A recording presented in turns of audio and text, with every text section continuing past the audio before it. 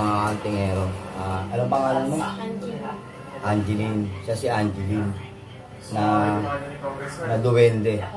Na duwende, no? O, ngayon, anong nangyari dyan? Kwento mo nga sa akin.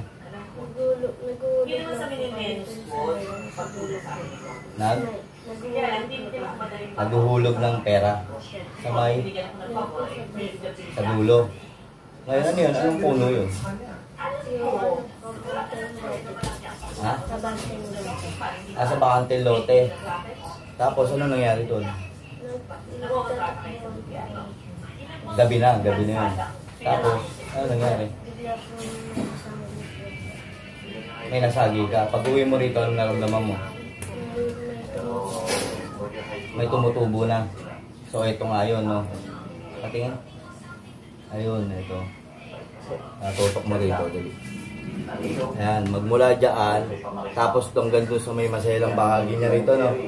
Tapos, dito sa likod, no? Meron din siya sa likod dito. Antingero na, para siyang mamaso na malalaki. No? Na hindi ka na nakatulog. Mga ilang araw yun? 3 araw. Mga 3 araw siyang hindi nakatulog.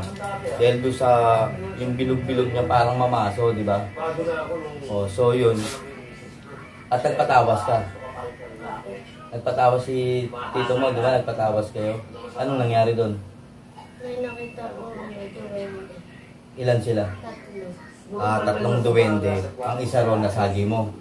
Yung bata. Yung bata. Yung Dalawang bata ng duwende na nasagi mo. Isa lang po, tapos dalawang mag-asawa sa akin na... Dalawang mag-asawang duwende, tapos dalawang batang duwende. Yung isa ang nasagi mo, at yung namarusa sa'yo, yung mag-ina, ay yung mag-asawa. So pagkatapos nun, hindi ka na nakakatulog. Ganun po kasi nangyari sa kanya mga kantingero. Kaya yung pati po rito, hindi na po natin papakita yung sa ano niya. Dito, magmula rito, at dito po sa likod, talaga pong nakita ko naman na talagang para siyang mamaso, na para siyang pinaso, tapos nagtutubig na, no? Hindi ka na nakapasok, no? Hindi ka na nakatulog, no?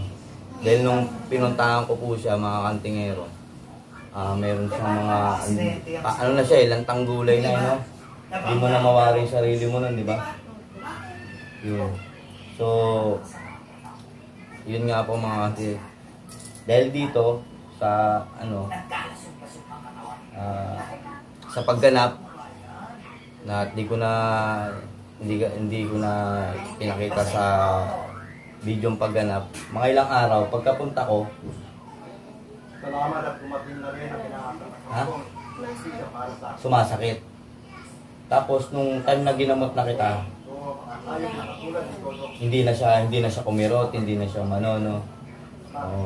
Kasi nung pinuruhan ko na para kahit paano magtanda din, kasi masyado nang naabala siya ng 4 na araw na pangingirot. Tapos na hindi ka na makatulog, no? Tagilid ka na matulog nun, di ba? Kasi meron, hanggang saan niya sa likod mo. Hanggang dito sa buko niya, para hindi siya makatulog. Dahil nga doon sa pagsabi niya na hindi niya nakikita. So, ang nangyari, pag alis ko, nakatulog ka na. Anong naramdaman mo nun?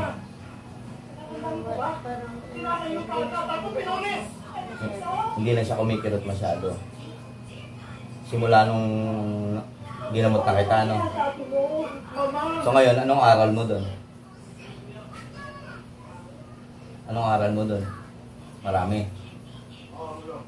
Kasi siya, talagang pinuntahan ko rito, latang-latanan na hindi na mawari. At hindi, buti nga po ngayon, medyo nagkaroon na siya ng namumutla siya ng pinuntahan kita, di ba? Na hindi ka na makakain, no? Hindi makakain, hindi makatulog. Tapos, para nang nagnanaknak yung dito niya na para siyang pinaso. Sobrang dami, patingin, sobrang dami yan, ay halos umabot na dun sa pinakakilikili at saka dito sa may, halos kinakain ka na, no? Halos kinakain na siya ng sugat. Kaya naman, pumunta sa akin yung tropa na si Noel para lang makita siya. Kaso nung pinatawas ay hindi nabigyan ng paunang lunas. So sa awa ng Diyos at gumanap na lang ako bilang DJ para matulungan ko rin tong batang to kasi naawa din po ko, di na rin po nakakatulog, hindi na rin nakapasok ng paaralan. Tama no? Dahil dyan lang sa bakanteng lote, nakasagay siya nang hindi natin nakikita. So ngayon, nagdadasal ka na. Sa tuwing matutulong, dadasal ka na. Tama? Eh yung sinuot kong rosaryo, nakatulong? O, nakatulong din. So dito mga kantingero, iwasan po natin sa mga anak natin na tatakbo sa bakanteng lote, no? Ng padapit hapon, mga alas 6, alas 7 nangyari yun, di ba? Ganun po nangyari. So, malaking bagay din na kahit paano natulungan ko tong batang to kasi nandito na ako eh. Ito na ako eh. Bakit hindi ko patulong? Tama? O ngayon, ang sasabihin mo sa akin? Ayun, maraming salamat. Hindi, huwag kang magpasalamat. Basta't nakikita lang kita nagdadasal, masaya na ako ron. No? Ngayon, okay ka na. Nakakapasok ka na sa school. O, nakakapasok na sa school. O, anong pwede mo sabihin sa mga bata? Dito, tingin ka. Na huwag na masyadong malikot, no? Kasi ito may iyain. Pero kung maaurahan din natin, siyempre mga kantingero talagang